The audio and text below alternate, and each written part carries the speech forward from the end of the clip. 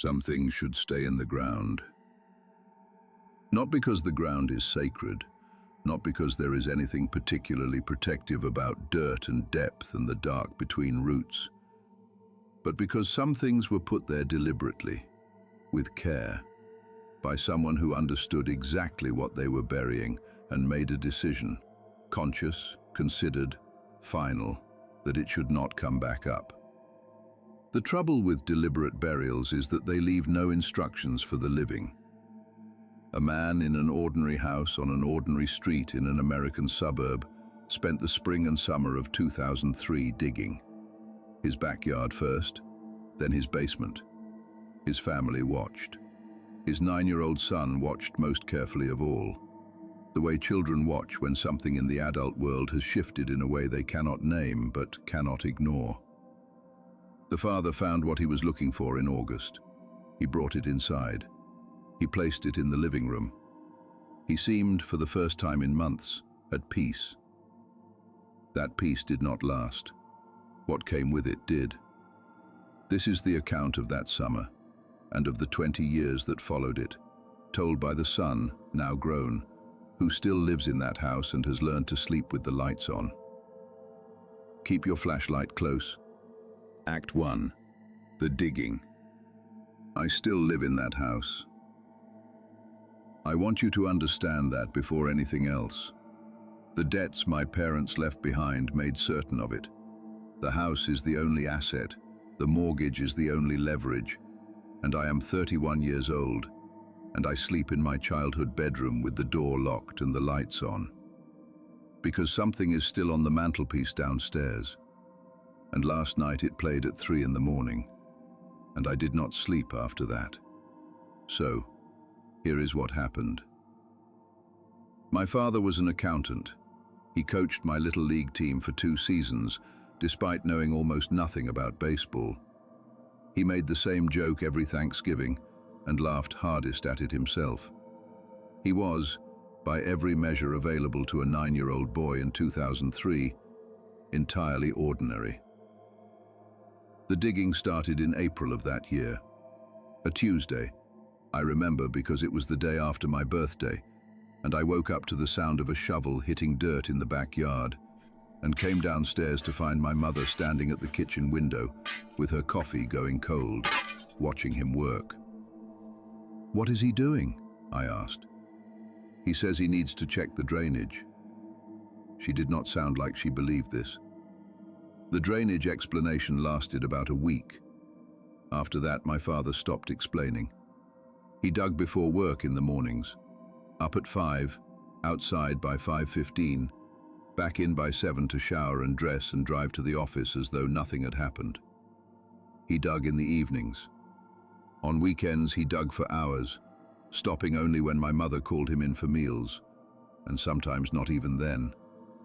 By May, the backyard was unrecognizable, trenches running in parallel lines from the fence to the house. The vegetable garden my mother had kept for years, gone. The oak tree we had put a swing on when I was 5, its roots exposed, the ground around it turned to a depth that came up to my chest when I stood at the edge of one of the trenches and looked down. I asked him once what I was looking for. We were sitting at dinner and I asked him directly, the way children ask things before they learn that directness is sometimes its own kind of answer. He looked at me for a long moment, not unkindly. "Something that belongs here," he said. My mother changed the subject. I did not ask again. By the end of June, the yard was exhausted.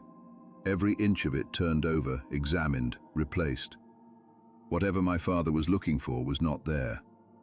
I watched him stand at the back door one evening, looking out at what he had done, and the expression on his face was not satisfaction or defeat.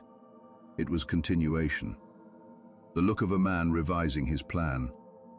He moved inside in July, started in the basement.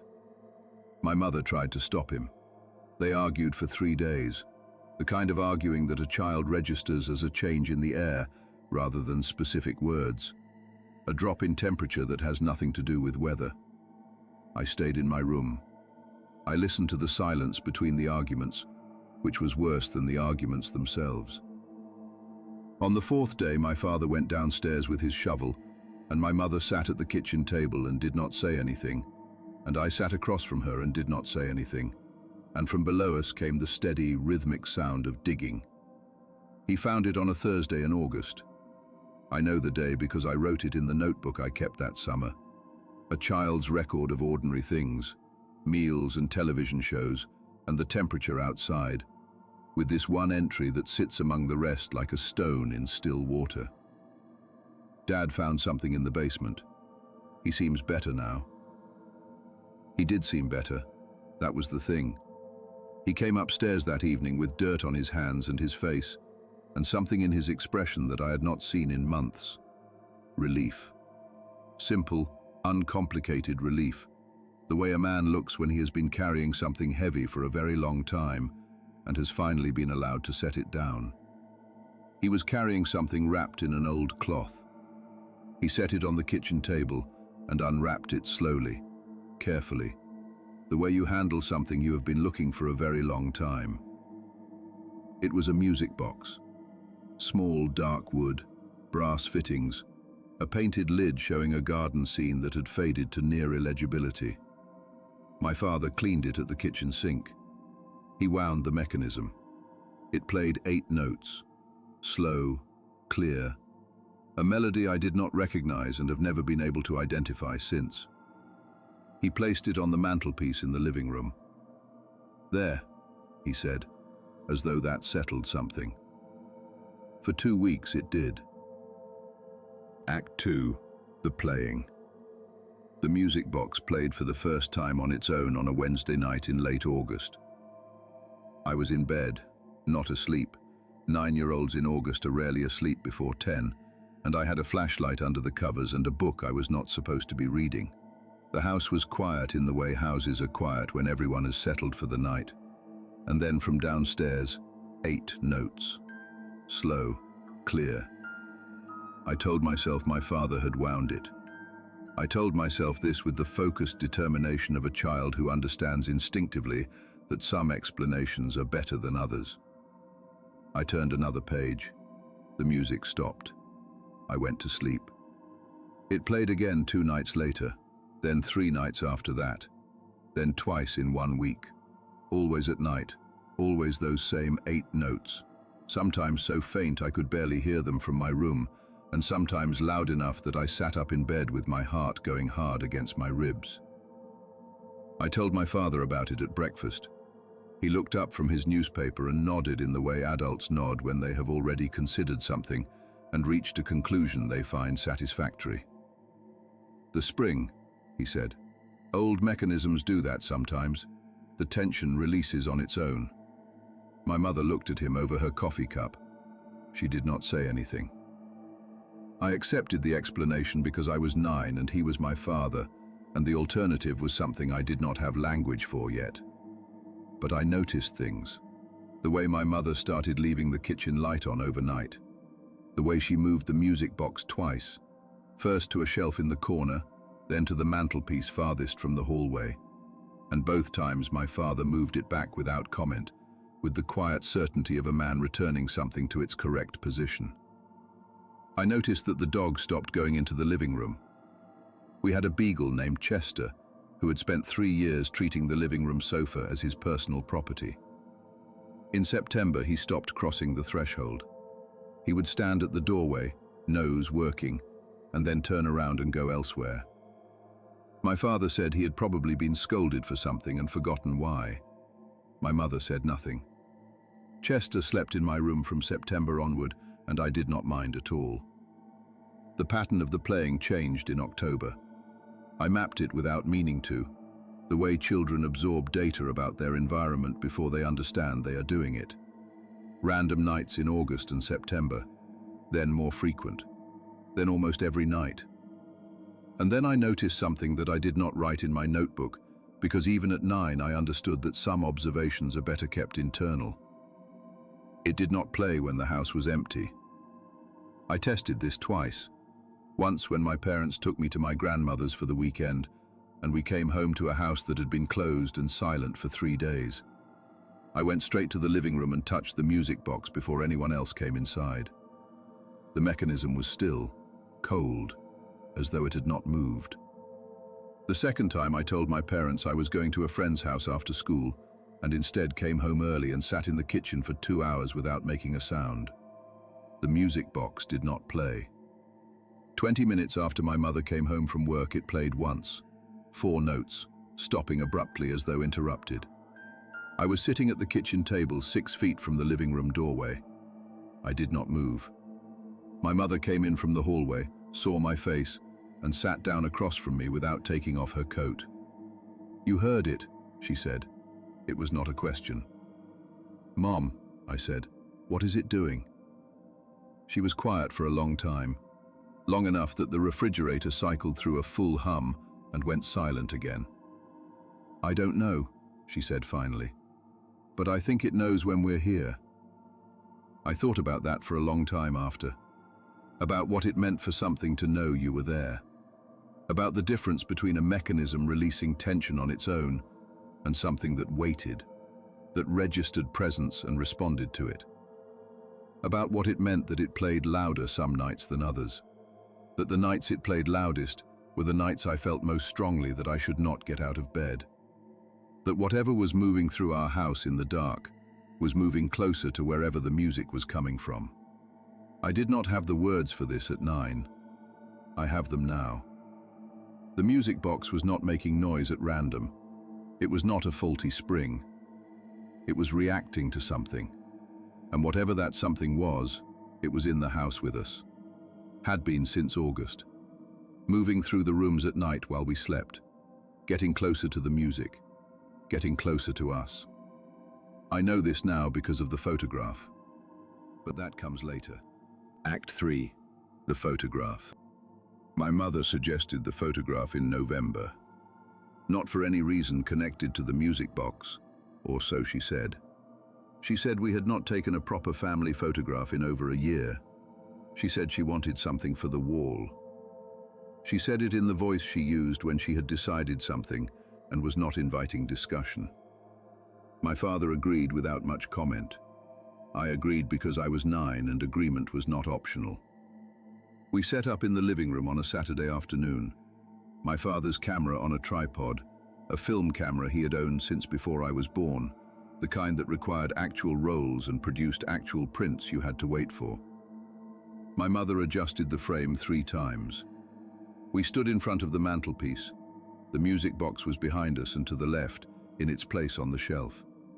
It did not play while we were setting up. My father set the timer, walked back to stand beside my mother, put his arm around her. I stood in front of them. We did it 3 times. My mother wanted options. And the 3rd shot, the music box began to play. Not quietly. Not the faint 4-note murmur I had learned to associate with something distant and peripheral. All 8 notes, full and clear and continuous, repeating without stopping, filling the living room with a sound that was almost pretty and was somehow the worst thing I had ever heard. My mother's hand found my shoulder. My father did not move. The camera clicked. The music stopped as abruptly as it had started. None of us said anything for a moment. Then my father said the flash had probably not fired correctly on that last one, and we should try again. My mother said 3 was enough. We put the camera away and did not discuss what had happened. I went to my room and lay on my bed and stared at the ceiling until dinner. We had the film developed the following week. My mother picked up the prints and came home and sat at the kitchen table with the envelope in front of her, unopened, until I got back from school. I could tell by the cold cup of tea beside her that she had been sitting there for some time. The first 2 photographs were normal. My father with his arm around my mother, me in front of them, the mantelpiece behind us, the music box on its shelf. The 3rd photograph was not normal. We were in the same positions, same expressions, everything the same, except that behind us, in the space between the mantelpiece and the hallway doorway, the space that had been empty in the first 2 photographs, something was standing. I will describe it once and briefly, because some things collapse under too much examination. It was tall enough that its head bent against the ceiling. The body was thin in a way that suggested it existed slightly outside the usual rules of dimension.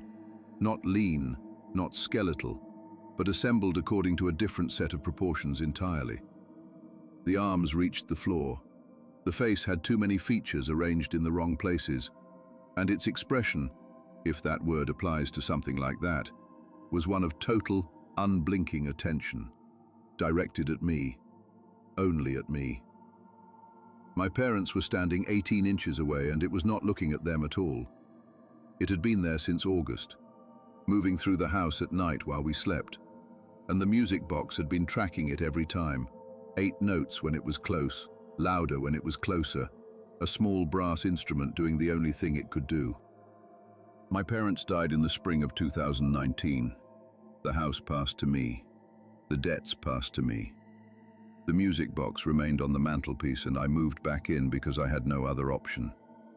I tried to research the house in my first year back. Previous owners, property records, anything that might explain what my father had dug up and why it had been buried there. Most of it was ordinary: families, turnovers, the usual history of a house that has stood for 100 years.